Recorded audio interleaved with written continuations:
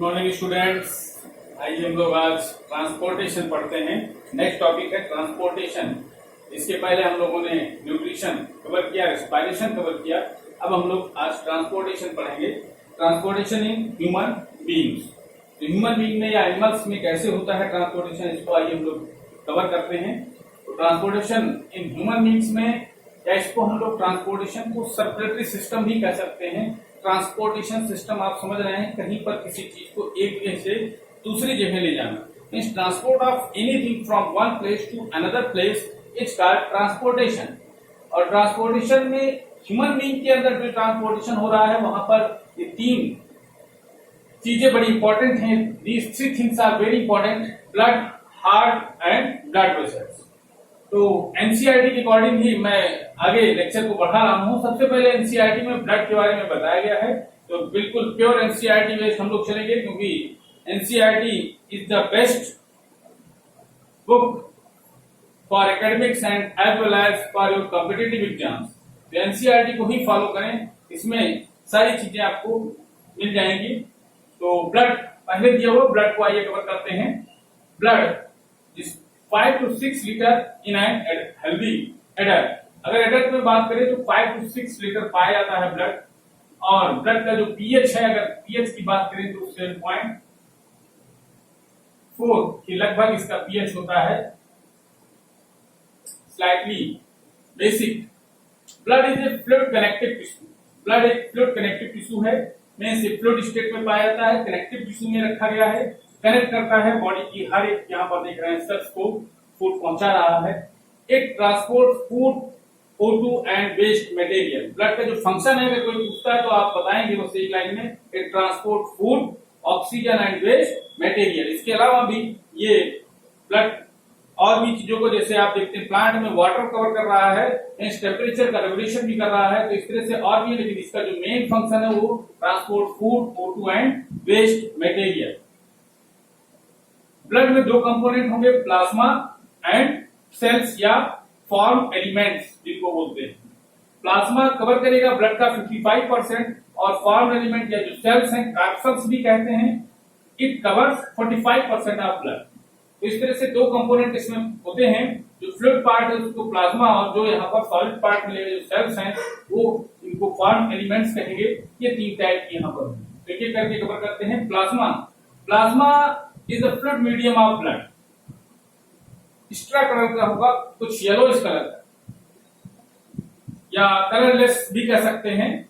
Fluid medium of blood contains protein, minerals and clotting factor. इसमें proteins होती हैं जो हेल्प करती हैं, ऑस्मोटिक प्रेशर को मेंटेन करती हैं।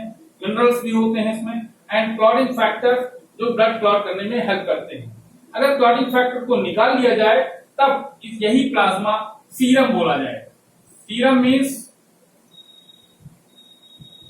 Plasma without clotting factor. अगर क्लॉटिंग फैक्टर को आप निकाल लीजिए तो सिर्फ क्या कहेंगे, सीरम कहेंगे। तो यहां पर इसको करेक्ट नहीं करना है, सीरम अलग टर्म है प्लाज्मा से। क्लॉटिंग फैक्टर को जब निकाल लेंगे आप प्लाज्मा से, then it is called serum. Means plasma without clotting factor is called serum. It transport food, CO2 and nitrogenous waste. ये बड़ा इंपॉर्टेंट क्वेश्चन हो जाता है, कई बार बोर्ड में पूछा गया, प्लाज्मा का फंक्शन क्या है, तो आप बताएंगे transport food, CO2, carbon dioxide and nitrogenous waste in dissolved form. Nitrogenous waste means urea, uric acid, ammonia, जिनमें नाइट्रोजन है, उनको ये एक्सक्रीट करने में हेल्प करता है। अगला जो फॉर्म एलिमेंट है, फॉर्म एलिमेंट में आप देखेंगे तीन यहाँ पर पार्ट में इसको डिवाइड किया गया, RBC, WBC और platelets. RBC are also known as erythrocytes, WBC are also known as leukocytes. These are called leukocytes, LEUCO, leukocytes, and platelets are also known as thrombocytes. Erythrocytes, erythro means red, so these are red due to the presence of hemoglobin pigment which have iron, and it helps in the transport of oxygen. WBC are colorless due to the absence of hemoglobin and they help in immune system. और immune system में कैसे work करती हैं, कई तरह से bacteria को किल करती हैं, कई तरह इसमें पार्ट होते हैं, इसको हम लोग और आगे नेक्स्ट क्लास में पढ़ेंगे। जैसे WBC को डिवाइड कर देंगे ग्रेनुलोसाइट्स से, ग्रेनुलोसाइट्स, फिर ए ग्रेनुलोसाइट्स में मोनोसाइट्स और लिम्फोसाइट्स, ग्रेनुलोसाइट्स में बेसोफिल, इओसिनोफिल और न्यूट्रोफिल। तो ये हायर क्लास में हम लोग पढ़ते हैं। अभी 10th में आपकी एनसीईआरटी में इतना ही तैयार करना है। Next, platelets, thrombocytes help in the clotting of blood. तो ब्लड की क्लॉटिंग में हेल्प करते हैं, इसको हम लोग लास्ट में कवर करेंगे। एनसीईआरटी में दिया है ब्लड वेसल्स के बाद। तो कितना आपको भी यहाँ पर इंट्रोडक्शन ब्लड का जाना था। अब आगे हम लोग आइए हार्ट के बारे में पढ़ते हैं। तो चलिए हार्ट का स्टडी करते हैं। आइए हार्ट का स्ट्रक्चर देखते हैं। तो हार्ट में आप इसका अगर वेट देखेंगे तो 250 ग्राम टू 300 ग्राम तक होता है। ये 250 ग्राम का हार्ट है। और हार्ट में 4 चैम्बर होंगे, right atrium, right ventricle, left atrium, left ventricle. तो इस तरह से हार्ट को इस तरह से देखेंगे, इधर लेफ्ट और इधर साइड में राइट। लेफ्ट और राइट यहाँ पर इस तरह से, लेफ्ट एट्रियम और left ventricle. Left ventricle is the largest and strongest part of the heart. Largest and strongest part of heart. Left atrium left side में ऊपर, और इधर राइट एट्रियम और राइट वेंट्रिकल। इस तरह से 4 पार्ट है, 4 चैम्बर होते हैं हमारे हार्ट में। और ऊपर से जो ब्लड लाती है सुपीरियर पार्ट से, हेड वगैरह से, उनको बोलते हैं vena cava from upper body. इनको नाम दिया गया है superior vena cava. Vena cava कौन क्या होती है? ये ऐसी वेसल है जिसमें बहुत सारी वेन्स आकर के ओपन होती हैं, तो इसे वेना केवा कहते हैं। वेना केवा जो ऊपर से ला रही है उन्हें सुपीरियर वेना केवा, और जो नीचे से ब्लड ला रही है उन्हें इंफीरियर वेना केवा। तो ये लोअर बॉडी पार्ट से जो ब्लड ला रही है इन्हें इंफीरियर या ये सुपीरियर हो गई और ये इंफीरियर वेना केवा। तो इस तरह से superior vena cava, anterior posterior भी बोलते हैं। This is anterior vena cava, this is posterior vena cava. तो नीचे से जो ब्लड लाएगी वो लोअर बॉडी से और अपर बॉडी से। आपकी बुक में इतना ही लिखा है। और एओर्टा ये ब्लड को बाहर ले जा रहा है, पूरी बॉडी टिश्यू में पहुंचाएगा प्योर ब्लड को। और इधर पल्मोनरी आर्टरी और पल्मोनरी वेन की बात करें तो पल्मोनरी आर्टरी एक्सेप्शनल केस है। All arteries carry pure blood accept pulmonary artery. Pulmonary artery में इम्प्योर ब्लड जाएगा, और ये कहां जा रहा है देख रहे हैं आप, ये जाएगा लंग्स में। पल्मोन मींस लंग्स, तो लंग्स में जाएगा प्योर होने। और पल्मोनरी वेन्स ये भी एक्सेप्शनल केस है। All veins carry impure blood accept pulmonary vein. ये प्योर ब्लड को कैरी करेगी। ये लंग से आ रही है और प्योर ब्लड ला रही है लेफ्ट एट्रियम में। हार्ट में देखेंगे तो 2 बार ब्लड इंटर कर रहा है। एक बार इंफीरियर वेना केवा और सुपीरियर वेना केवा से, और दूसरी बार इंटर कर रहा है पल्मोनरी वेन से, और 2 बार इसी तरह से एग्जिट भी कर रहा है। एक बार एग्जिट करेगा पल्मोनरी आर्टरी से और दूसरी बार एओर्टा से। तो 2 बार यहाँ पर सर्कुलेशन आप देख रहे हैं, डबल सर्कुलेशन इसीलिए इसको कहते हैं। यहाँ पर हार्ट में दोनों एट्रियम और वेंट्रिकल के बीच में आपको वाल्व मिलेगा। ये पार्टीशन है। लेफ्ट ऊपर देखेंगे राइट एट्रियम और राइट वेंट्रिकल के बीच में जो वाल्व मिल रहा है, this is called, right side में जो वाल्व मिलेगा इसे ट्राइकस्पिड वाल्व कहते हैं। ट्राइकस्पिड, क्योंकि इसमें 3 फोल्डिंग होती है, ट्राइकस्पिड वाल्व। और लेफ्ट साइड में जो आप वाल्व देखेंगे जो खुला हुआ है, ओपन है इस समय, इसे बोलते हैं बाइकस्पिड। तो बाईं तरफ बाइकस्पिड, इस तरह से याद हो जाएगा। बाईं तरफ बाइकस्पिड वाल्व और दाईं तरफ ट्राइकस्पिड वाल्व पाया जाता है।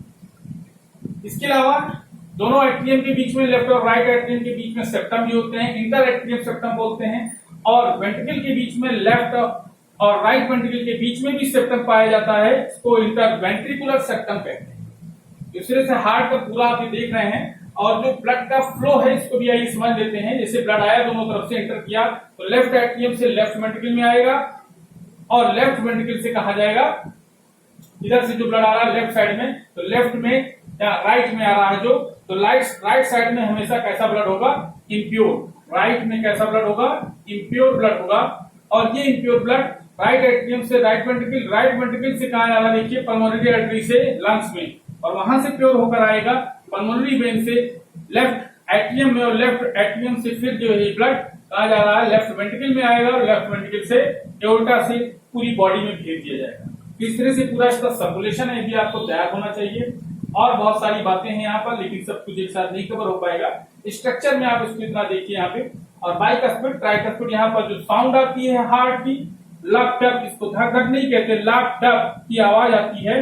लक डक की आवाज ये बंद होते हैं वाल्व, तो इस वजह से आती है। ये ट्राइकस्पिड और बाइकस्पिड, और यहाँ पर भी वाल्व लगे होते हैं जो बैक फ्लो को रोकते हैं। तो वाल्व का हमेशा जो फंक्शन रहा है कि ये prevent the back flow of blood, ये ब्लड के बैक फ्लो को रोकेंगे, चाहे यहाँ पर वेना केवा में पाए जा रहे हैं और चाहे ये बाइकस्पिड ट्राइकस्पिड है। तो ये जब बंद होते हैं तो इन्हीं की आवाज आती है लक डक लक। इतना हार्ट का स्ट्रक्चर है, आइए इसके बारे में और डीप में स्टडी करते हैं। आइए हम लोग अभी तक स्ट्रक्चर देखिए हार्ट का, आइए कुछ इसका फंक्शन भी देखते हैं कैसे वर्क करता है। तो the heart is a muscular organ which is as big as our fist. जितनी बड़ी हमारी फिस्ट मुट्ठी होती है उतना बड़ा हमारा हार्ट मस्कुलर ऑर्गन है, मसल्स का बना हुआ ऑर्गन है। O2 रिच तो फंक्शन इसमें, जैसे मैंने भी बताया कि आपको किधर से किधर ट्रैक पूरा बताया, कैसे ये फ्लो करता है, इसमें हार्ट कैसे पंप करता है, इसको आइए देखते हैं।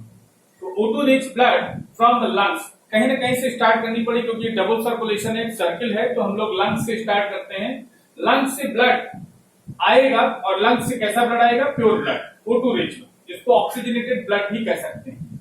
तो ऑक्सीजनेटेड ब्लड आएगा कहां पर? थिन वॉल्ड अपर चैम्बर लेफ्ट एट्रियम में इंटर करेगा। लेफ्ट एट्रियम में प्योर ब्लड, लेफ्ट साइड में हमेशा प्योर ब्लड होगा, तो लेफ्ट एट्रियम में इंटर करेगा।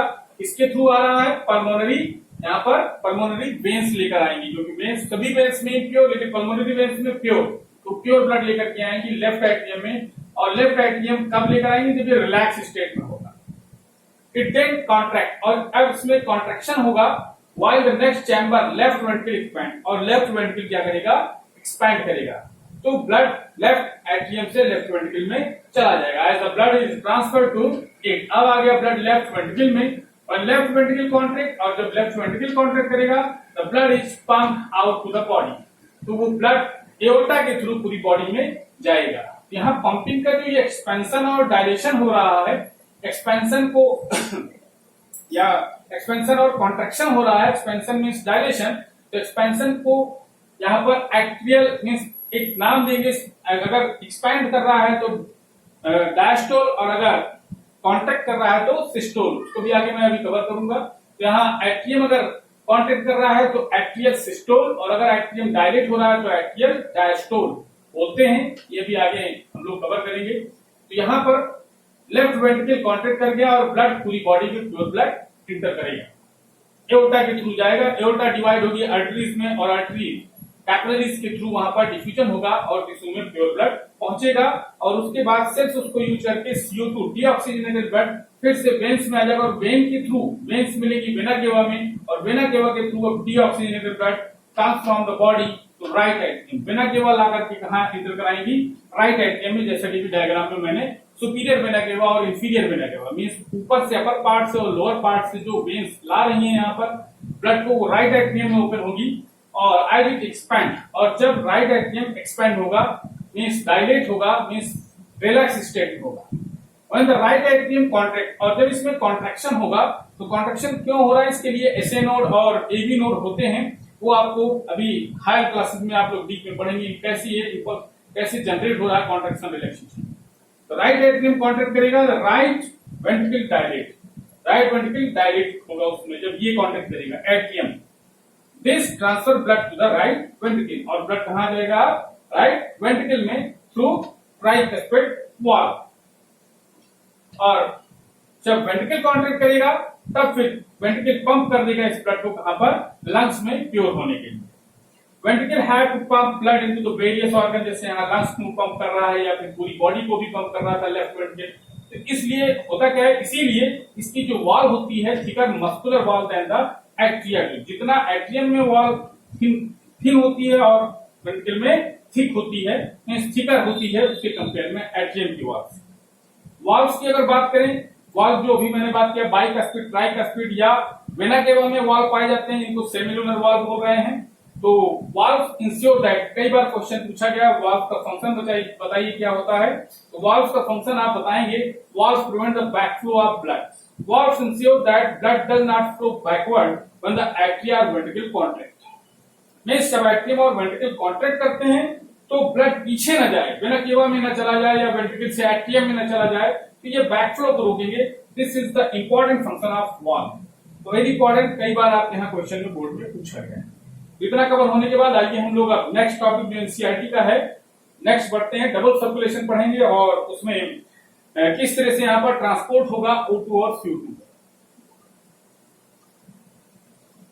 Transport and exchange of O2 and CO2, किस तरह से ट्रांसपोर्ट होगा O2 और CO2 का एक्सचेंज होगा, तो इसको हम लोग बात करेंगे। लेकिन उसके पहले यहाँ पर कुछ इंपॉर्टेंट क्वेश्चन इसी से रिलेटेड आते हैं और एनसीईआरटी में यही पर किया गया है कि सेपरेट क्यों है ह्यूमन बीइंग में 4 चैम्बर क्यों है और अलग अलग प्योर ब्लड और इम्प्योर ब्लड क्यों अलग अलग है।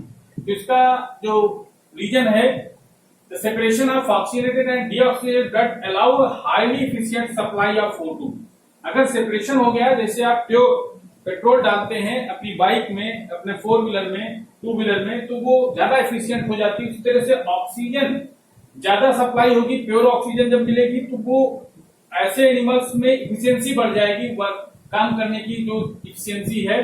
This is useful animal that have high energy needs, जिनको ज्यादा एनर्जी चाहिए उनमें ये होना जरूरी है, सेपरेशन होना जरूरी है। Highly efficient supply of O2 allow करने लगेगी, फ्लो होने लगेगी, प्योर O2 मिलेगी और उससे उनकी काम करने की इफिशियंसी बढ़ जाएगी। तो जैसे बर्ड और मैमल्स, इनमें ज्यादा एनर्जी चाहिए और क्यों चाहिए, क्योंकि ये होम्योथर्मल है, मींस इनका बॉडी टेम्परेचर कांस्टेंट रहता है, एनवायरनमेंट के अकॉर्डिंग चेंज नहीं होता।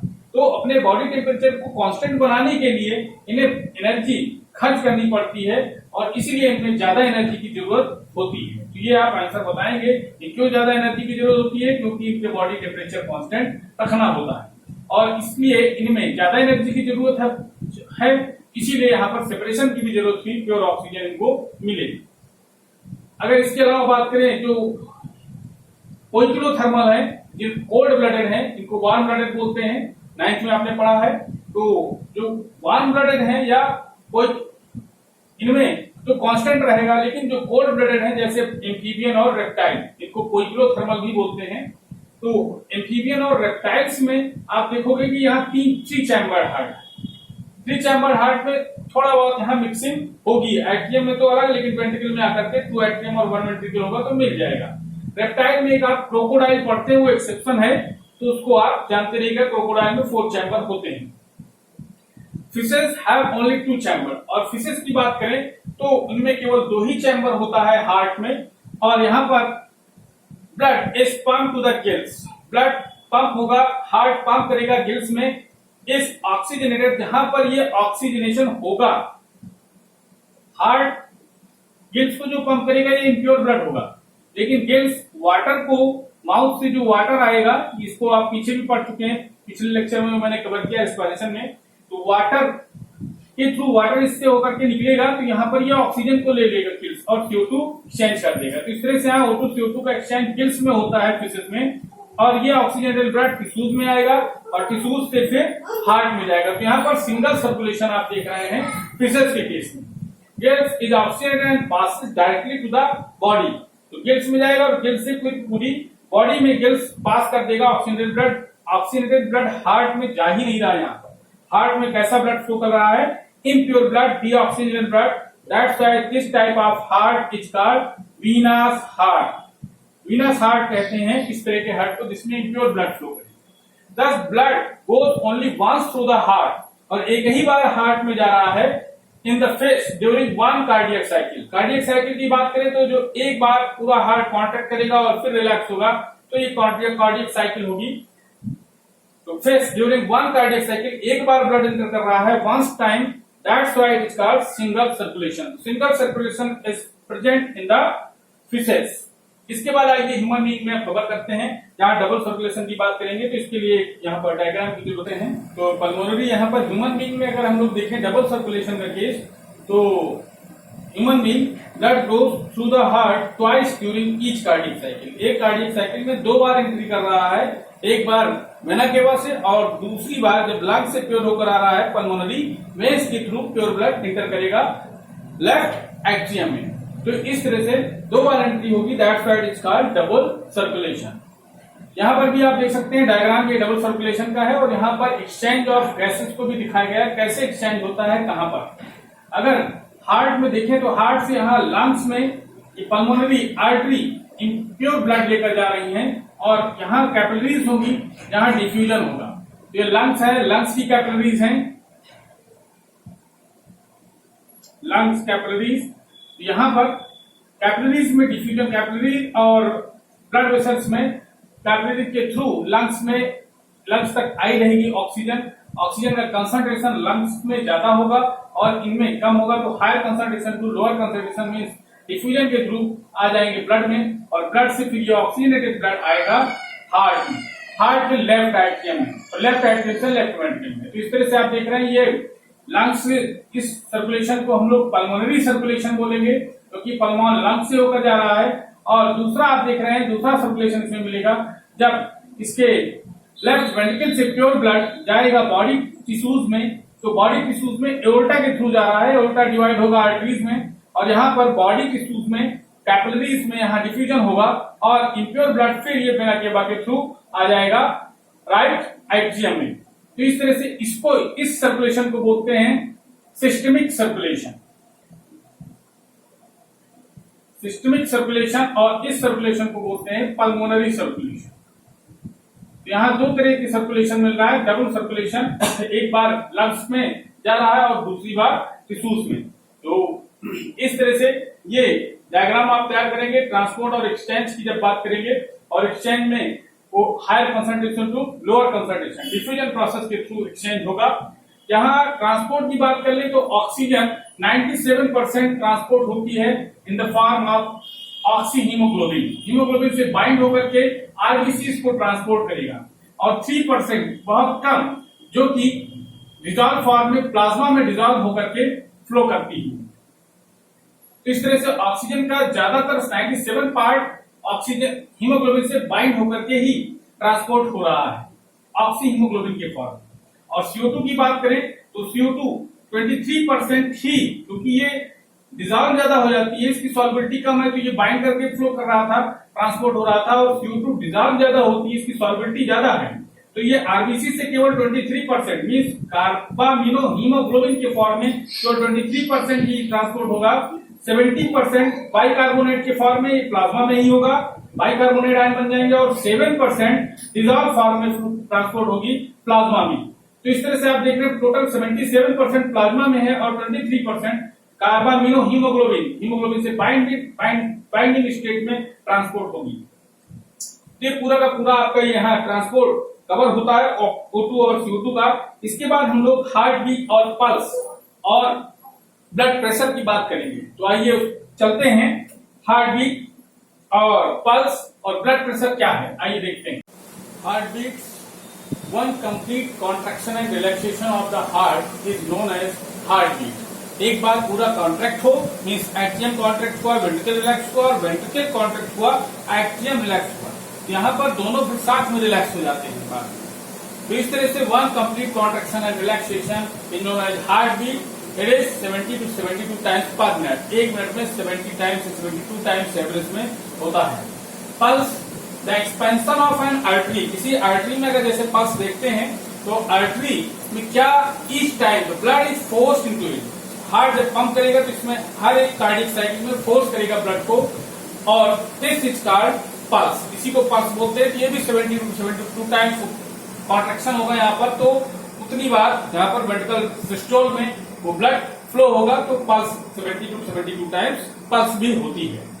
ब्लड प्रेशर की बात करें, the force that blood exert against the wall of a vessel is called blood pressure. जो भी हमारी ब्लड वेसल्स में प्रेशर जनरेट हो रहा है ब्लड हार्ट के पंप करने के कारण, तो उस प्रेशर को बोलते हैं blood pressure. The pressure of blood inside artery during ventricular systole. Artery में ही मेजर करते हैं क्योंकि वेंट्रिकल जो आपका लेफ्ट वेंट्रिकल है वो पंप कर रहा है पूरी बॉडी में, तो आर्टरीज जो आई हुई हैं हार्ट से निकली हुई है लेफ्ट वेंट्रिकल से, वहां पर लेफ्ट साइड में इसीलिए मेजर करते हैं। यहाँ पर बहुत क्लियर मेजरमेंट होगा।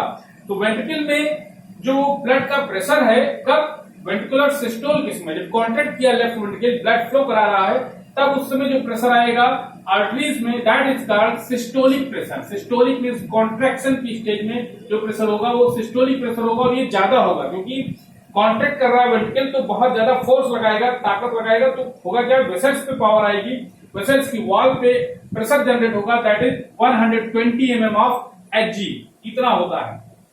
And pressure in artery during ventricular diastole, जब वो रिलैक्स होगा तब प्रेशर कम हो जाएगा, that is called diastolic pressure and it is 80 mm of Hg। तो 80 और 120 मींस डायस्टोलिक प्रेशर 80 होना चाहिए और सिस्टोलिक 120। इसके +10 -10 में कोई बहुत ज्यादा, +10 में या +5 +10 तक मेजर करते हैं। मींस अगर एक्सरसाइज कर रहे हैं तो ये थोड़ा बहुत घट बढ़ जाता है। इट इज मेजर्ड बाय स्फिग्मोमाइनोमीटर, तो इसके लिए एक इंस्ट्रूमेंट यूज किया जाता है ब्लड प्रेशर के लिए। This instrument is known as sphygmomanometer. High blood pressure is also called hypertension, तो इससे पूछ सकते हैं इसे किसी रिलेटेड डिजीज का नाम, तो आप बताएंगे hypertension which is caused by the constriction of arterioles. Arterioles क्या है, आर्टरी जब फिर डिवाइड होती है तो आर्टेरियोल्स, और आर्टेरियोल्स जब डिवाइड होती है तो कैपिलरी बनती है। तो इस तरह से आर्टेरियोल्स आर्टरी से छोटी और थिन होंगी, और इनमें अगर कॉन्स्ट्रिक्शन हो रहा है, कॉन्स्ट्रिक्शन किसी भी वजह से फैट मॉलिक्यूल डिपॉजिट होने लगेंगे वहां पर, कोलेस्ट्रॉल, तो वहां कॉन्स्ट्रिक्शन होगा, या किसी जो लोग ज्यादा टोबैको या स्मोकिंग करते हैं वहां पर भी उनकी कॉन्स्ट्रिक्ट होती है वेसल्स, तो इस वजह से यहाँ हाइपरटेंशन जनरेट होगा। तो high blood pressure is also known as hypertension, which is caused by the constriction of arteriole, जिससे हार्ट अटैक वगैरह का खतरा रहता है, हार्ट अटैक हो सकता है। अब आगे हम लोग बढ़ते हैं, ब्लड वेसल्स की बात कर रहे हैं, आर्टेरियोल्स वगैरह हैं क्या, तो आइए ब्लड वेसल्स के बारे में पढ़ लेते हैं। Artery, veins and capillaries. ये ब्लड वेसल्स की बात कर लेते हैं। ब्लड वेसल्स में आर्टरी, वेन्स और कैपिलरीज, तीन तरह की वेसल्स होंगी हमारी बॉडी में। Arteries are the vessels which carry blood away from the heart, जो हार्ट से अवे दूर ले जाएं उन्हें आर्टरीज कहेंगे जनरल केस में। एक्सेप्शनल केस में अलग बात है, जैसे पल्मोनरी का केस अलग है, लेकिन आप जनरल बात करें तो vessels which carry blood away from the heart is known as artery. Blood flows under high pressure, artery में ब्लड हाई प्रेशर में फ्लो करता है, क्योंकि यहाँ पर कोई वाल्व नहीं है, और आर्टरी एओर्टा जो ओपन हो रही है लेफ्ट वेंट्रिकल से, तो वो लेफ्ट वेंट्रिकल कॉन्ट्रैक्ट करेगा, पूरी बॉडी में ब्लड भेजना है, तो हाई प्रेशर होगा यहाँ। हाई थिक इलास्टिक वॉल और हाई प्रेशर है, ब्लड हाई प्रेशर में फ्लो कर रहा है, तो इसकी वॉल्स भी मोटी होनी चाहिए, नहीं तो रप्चर कर जाएंगी। Carry oxygenated blood accept pulmonary artery, सभी आर्टरीज में ऑक्सीजनेटेड प्योर ब्लड होगा, और केवल पल्मोनरी आर्टरी को जहां पर इम्प्योर ब्लड होता है। डू नॉट हैव वॉल्व, अब इतनी हाई प्रेशर से अगर ब्लड फ्लो कर रहा है, जहां बहुत तेज चल रही है गाड़ियां तेज चल रही है, 4 व्हीलर, वहां ब्रेकर अगर बड़े बड़े होंगे तो प्रॉब्लम होगी, तो इसलिए यहाँ वॉल्व नहीं होते हैं, एब्सेंट होते हैं। आगे देखते हैं वेन्स। वेन्स की बात करें तो veins which carry blood toward the heart, जो ब्लड को कलेक्ट करके ले आए पूरी बॉडी से हार्ट में, that are called veins. Blood flows under lower pressure, और इनमें ब्लड लो प्रेशर से फ्लो करता है देन इन आर्टरी, आर्टरी के कंपेरिजन में, क्योंकि वेन्स में आप देखेंगे तो टिश्यूज से ब्लड आ रहा है, टिश्यू में कोई पंप नहीं लगा है, पंप तो हार्ट, और हार्ट डायरेक्ट आर्टरी एओर्टा में पंप कर रहा है। वेन्स में जो ब्लड आ रहा है टिश्यू से कलेक्ट होकर आ रहा है, तो ये वेन्स यहाँ पर लो प्रेशर में इनमें ब्लड फ्लो करेगा। हैव थिन वॉल्स, इसीलिए इनकी वॉल्स भी थिन होती हैं। कैरी डीऑक्सीजनेटेड ब्लड, और इनमें डीऑक्सीजनेटेड ब्लड होता है क्योंकि टिश्यू से इकट्ठा कर रही है, टिश्यू से ये ब्लड को ले रही है। Accept pulmonary veins, pulmonary veins को छोड़ दीजिए, उसमें प्योर ब्लड होता है, वो केस आपने देखा भी। हैव वॉल, और इनमें वॉल पाए जाते हैं, क्योंकि नीचे से मान लीजिए पैर से ब्लड ऊपर आ रहा है तो नीचे न जाने पाए, इसलिए वॉल लगे होते हैं जो ब्लड को रोकते हैं, which prevent the backflow of blood, पीछे जाने को रोकेंगे। तो इस तरह से वेन में इसके जस्ट अपोजिट 4 पॉइंट तैयार करेंगे, डिफरेंस करके कई बार पूछा गया है। Capillaries, capillaries are the smallest vessel which have one cell thick wall, बहुत थिन है, thinnest vessel are called capillaries, सबसे पतली वेसल को कैपिलरीज कहते हैं। मींस और ये पतली है, थिन है, तो एक्सचेंज ऑफ मटेरियल्स में भी हेल्प करेंगी, और ये मिल करके वेन्स बनाती हैं। तो ये कहानी पूरी एक बार फिर से समझ लेते हैं कि कैसे वेन्स बन रही है, कैपिलरीज बन रही है। एओर्टा सबसे मोटा हुआ, तो एओर्टा डिवाइड हुआ आर्टरी में, आर्टरी डिवाइड हुई आर्टेरियोल्स में, और आर्टेरियोल फिर आगे बनाएगी कैपिलरीज। कैपिलरीज जब मिलेंगी तो बनेगी वेन्स या वेन्यूल, वेन्यूल मिलेंगी तो वेन्स, और वेन्स जब मिलेंगी तो वेना केवा। तो इस तरह से पूरा का पूरा सिस्टम है, नेटवर्क होता है वेसल्स का। अब आइए आगे हम लोग पढ़ते हैं ब्लड प्लेटलेट्स का, जो कि एनसीईआरटी में दिया गया है। प्लेटलेट्स का क्या रोल है, मेंटेनेंस कैसे करती है ब्लड प्लेटलेट्स। तो प्लेटलेट्स के बारे में थोड़ा सा ये देखते। मेंटेनेंस बाय प्लेटलेट्स, प्लेटलेट्स कैसे मेंटेन करती हैं, क्या इंपॉर्टेंस इनका। तो इंजर्ड टिश्यू कभी भी, अभी अब मैंने पहले बताया आपको, प्लेटलेट्स ये ब्लड क्लॉटिंग में हेल्प करती हैं। और जब भी कहीं चोट लगेगी, इंजर्ड टिश्यू हुआ है, कैसे भी एक्सीडेंट में कैसे भी चोट लगी और वहां पर टिश्यू में भी डैमेज होगा और प्लेटलेट्स भी रप्चर होंगी, दोनों से निकलेगा थ्रोम्बोकाइनेज एंजाइम। थ्रोम्बोकाइनेज एंजाइम ये ऐसे फैक्टर रिलीज करेंगी, थ्रोम्बोकाइनेज एंजाइम रिलीज होगा और थ्रोम्बोकाइनेज एंजाइम यहां जैसे ही एक्टिवेट हो जाएगा, एक्टिवेट होने के बाद प्रोथ्रोम्बिन को थ्रोम्बोकाइनेज प्रोथ्रोम्बिन को थ्रोम्बिन में एक्टिवेट कर देगा, विटामिन के और कैल्शियम आयन की प्रेजेंस में। विटामिन के आप जानते हैं कोगुलेशन क्लॉटिंग में हेल्प करता है, और थ्रोम्बिन ये प्रोटीन्स हैं। प्रोथ्रोम्बिन है क्या, ये प्रोटीन इनएक्टिव फॉर्म में है, और थ्रोम्बिन क्या है, ये एक्टिव फॉर्म में हो गई, ये भी प्रोटीन ही है। थ्रोम्बिन प्रोटीन एक्टिव जैसे होगी, थ्रोम्बिन तुरंत फाइब्रिनोजेन प्रोटीन को, ये सब प्लाज्मा में पाई जाती हैं, इनएक्टिव फॉर्म में। थ्रोम्बिन फाइब्रिनोजेन को फाइब्रिन में कन्वर्ट करेगा और फाइब्रिन यहां पर एक नेटवर्क बनाएगा, एक जाल सा बनाएगा, फाइब्रिन नाम से ही फाइबर्स पता लग रहा है। नेटवर्क में प्लेटलेट्स आकर के फंस जाएंगे और वहां पर एक क्लॉट बनेगा, थ्रोम्बस इसको साइंटिफिक लैंग्वेज में बोलते हैं। तो क्लॉट जब बन जाएगा, ब्लड क्लॉटिंग, तो ब्लड जहां पर फ्लो कर रहा है वो रुक जाएगा। तो इस तरह से ब्लड क्लॉटिंग यहाँ पर, ये ब्लड क्लॉटिंग में हेल्प करती है। कहीं पर भी लीकेज हो रहा है तो उस लीकेज को ये रोकते हैं ब्लड प्लेटलेट्स। तो आइए हम लोग अब लास्ट टॉपिक पे चलते हैं कि यहाँ पर लिम्फ बचा है, आइए लिम्फ कवर कर लेते हैं। Lymph is the last topic of transportation in animals. Lymph है क्या, लिम्फ आप देखते हैं वेसल्स में जो ब्लड फ्लो कर रहा है, तो हाई प्रेशर से फ्लो करने के कारण कैपिलरीज में, क्योंकि आर्टरीज ठीक है, ज्यादा उनका वाइडर है और ये कैपिलरीज बीच में बन रही है, और बाद में जैसे इसको अगर आप डायग्राम समझें तो इधर से जो ब्लड आ रहा है कैपिलरीज से, उसके बाद ये आर्टरी से, आर्टरीज ठीक है हाई प्रेशर में आ रहा है, और इधर यहाँ कैपिलरीज में जो डिवाइड हो गई, यहाँ ये थिन होती है और वन सेल ठीक है, तो यहाँ पर इनसे ब्लड निकल आता है बाहर। Filtered blood is called lymph. Filtered blood present inside the intercellular space, क्योंकि अब आगे चल करके ये कैपिलरी मिलेगी तो वेन्स बनाएंगी, और वेन्स क्या होंगी, थिन होती है।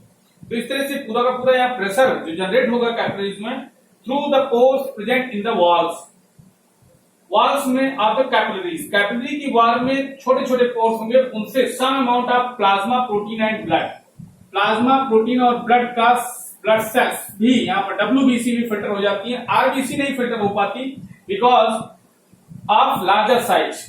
RBC की साइज बड़ी होती है, इसलिए वो यहां से फिल्टर नहीं हो पाती। तो प्लाज्मा प्रोटीन ब्लड सेल्स ये फिल्टर होंगी, escape into the intercellular space in the tissue. Intercellular means दो सेल के बीच में, टिश्यू के दो सेल के बीच में ये जो फिल्टर ब्लड होगा, filter blood is known as lymph. इसमें RBC नहीं होगा, इसीलिए ये ऐसा होगा colourless. That's why it is colourless, having less protein, और प्रोटीन्स इसमें कम होंगी कंपेयर देन ब्लड। ब्लड में बहुत ज्यादा प्रोटीन है, बड़ी जो लार्जर प्रोटीन है वो फिल्टर होकर नहीं आ पाती हैं, इसीलिए प्लाज्मा में कम प्रोटीन होती है compare than blood. It drains into lymphatic capillaries, ये इकट्ठा होगा lymphatic capillaries from the intercellular space. जो इंटरसेलुलर स्पेस, क्योंकि ये बार बार फिल्टर हो रहा है तो जा कहां रहा है, ये क्या इकट्ठा होता रहेगा ऐसे नहीं, ये आगे जाएगा कहां पर, लिम्फेटिक कैपिलरीज में ज्वाइंट टू फॉर्म, और लिम्फेटिक कैपिलरीज आपस में मिल करके लिम्फ वेसल्स बनाएंगी that finally open into the veins. तो ये लिम्फ वेसल्स आपस में मिल करके फिर वेन्स में ओपन होंगी और वेन्स फिर वेना केवा में। तो इस तरह से ये जो पूरा का पूरा लिम्फ बन रहा है ये वेन्स में निकलता रहेगा, इधर से छन रहा है, इधर बन रहा है फिल्टर होकर के, और ये जा कहां रहा है, वेन्स के थ्रू वेना केवा में। इसके फंक्शन की बात कर लेते हैं। ये पूछा जाता है what is lymph, what is lymphatic system and what is the function of lymph.